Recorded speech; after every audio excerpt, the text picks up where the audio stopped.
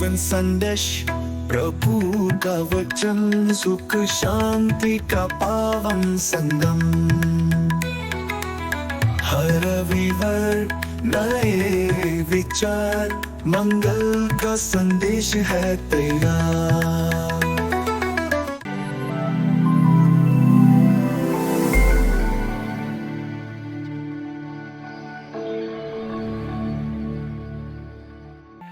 ख्रिस्त में प्यारे भाइयों तथा बहनों, हिंदी में एक सुंदर वाक्य है, आस्था है तो रास्ता है, आस्था है तो रास्ता है। प्यारे भाइयों तथा बहनों, एक दिन एक बाबा एक राजा को मिलने के लिए राजा के दरबार में आते हैं। राजा से कुछ समय बातचीत करने के बाद बाबा जी को पता चलता है कि महाराज अपने जीवन में उदास है, निराश है। तो तुरंत बाबा जी राजा जी से पूछते हैं, महाराज आप अपने जीवन में उदास क्यों है? आप अपने जीवन में निराश क्यों है? आपके पास तो सब कुछ है। तो महाराज जवाब देते हुए कहते हैं, आपने जो कहा बिल्कुल सही है। मेरे पास सब कुछ होने के बावजूद भी मैं उदास हूं, निराश हूं, और इसका एकमात्र कारण है मेरे पास कोई संतान नहीं है। मैं चाहता हूं कि ईश्वर मुझे एक संतान दे। बाबा तुरंत राजा को कहते हैं, महाराज आपको संतान प्राप्ति हो सकती है, लेकिन उसके लिए आपको एक कुर्बानी देनी होगी।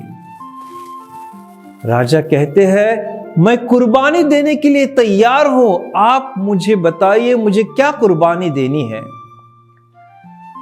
तो बाबा कहते हैं, आप एक बच्चे को ढूंढ लाओ और उस बच्चे की कुर्बानी दे दो और आपको संतान प्राप्ति होगी। महाराज तुरंत सैनिकों को बुलाते हैं और उन्हें कहते हैं, मेरे राज्य में जाओ और मेरे लिए एक संतान लेकर आओ। मैं उस संतान की कुर्बानी देना चाहता हूं। तुरंत सैनिक राज्य में जाते हैं और एक परिवार में जहां 5 बच्चे थे, उसमें से सबसे छोटे बच्चे को राजा के पास ले आते हैं। राजा उस नन्हे से बालक को कहते हैं, बालक मैं किसी समय में तुम्हारी कुर्बानी देने वाला हूं, तुम्हारी आखिरी इच्छा क्या है? तो बालक कहता है, महाराज मेरी सिर्फ एक ही आखिरी इच्छा है, मुझे एक बोरा रेती बालू चाहिए। तुरंत राजा सैनिकों को आदेश देते हैं, एक बोरा बालू या रेती लेकर आए। तुरंत सैनिक एक बोरा रेती लेकर आते हैं, बालक को दिया जाता है। बालक उस एक बोरे रेती से 3 पर्वत बनाती है और फिर जो लोग वहां उपस्थित थे उन्हें कहते हैं, ये जो पहला पर्वत है, यह पहला पर्वत मेरे मां बाप का प्रतिनिधित्व करता है। हर मां बाप का फर्ज होता है अपनी संतान की रक्षा करना। दुख और कठिन समय में संतान के साथ रहना, लेकिन मेरे माँ बाप ने मुझे मेरे कठिनाइयों में, मेरे संकट में अकेला छोड़ा है। इसलिए मैं इस पहले पर्वत को उद्ध्वस्त कर देता हूं, उसका नाश करता हूं। दूसरा पर्वत जो है वह मेरे राजा का प्रतिनिधित्व करता है।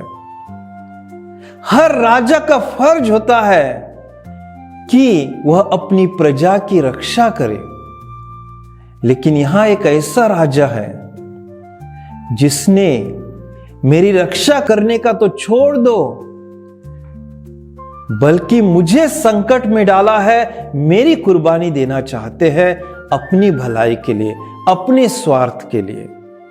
इसलिए मैं जो दूसरा पर्वत हूं उसे भी नष्ट कर देता हूं। तीसरा पर्वत जो है वो मेरा ईश्वर का प्रतिनिधित्व करता है, और मुझे यकीन है कि मेरा ईश्वर मेरा संभाल करेगा। मेरा ईश्वर हर कठिनाइयों में, हर संकट में मेरी रक्षा करेगा। मेरा ईश्वर हमेशा मेरे साथ है। इसलिए इस पर्वत को मैं ऐसा ही रखना चाहता हूं जो मेरे ईश्वर का प्रतिनिधित्व करता है। जब राजा ने इस नन्हे के बालक की यह बात सुनी, तब राजा का हृदय पिघल गया और राजा ने कहा, इससे अच्छी संतान मुझे कहां मिल सकती है। मैं इसी नन्हे बालक को गोद लेता हूं। हां प्यारे भाइयों तथा बहनों, उसी समय से यह नन्हा सा बालक राजपुत्र बन गया। अगर यह नन्हा सा बालक राजपुत्र बनता है तो उसका एकमात्र कारण है उसका ईश्वर में गहरा विश्वास। आज के सुसमाचार में प्रभु यीशु हमें यही कहते हैं, हमारे जीवन में कठिनाइयां आने वाली हैं, हमारे जीवन में संकट आने वाले हैं, हमारे जीवन में दुख तकलीफ आने वाले हैं, लेकिन हम अगर ईश्वर में विश्वास रखते हैं, अगर ईश्वर में हमारा दृढ़ भरोसा है, तो हम इन आने वाले संकटों का सामना कर सकते हैं। प्यारे भाई तथा बहनों, सबसे पहले ईश्वर में दृढ़ विश्वास रखो, क्योंकि किसी ने बहुत सुंदर कहा है, आस्था है तो रास्ता है। और एक और बात जो बहुत ही महत्वपूर्ण है, जिसके जरिए हम संकट का सामना कर सकते हैं, वो है मेहनत। इसीलिए संत पौलुस आज के दूसरे पाठ में हमें कहते हैं, हर एक को अपने जीवन में मेहनत करना अनिवार्य है। तो आइए हम इस पवित्र मिसास में ईश्वर से यही प्रार्थना करें, यही निवेदन करें कि ईश्वर हमारा जो विश्वास है उसे दृढ़ करे और हमें हमारे जीवन में मेहनत करने के लिए शक्ति प्रदान करे, कृपा प्रदान करे। आमीन।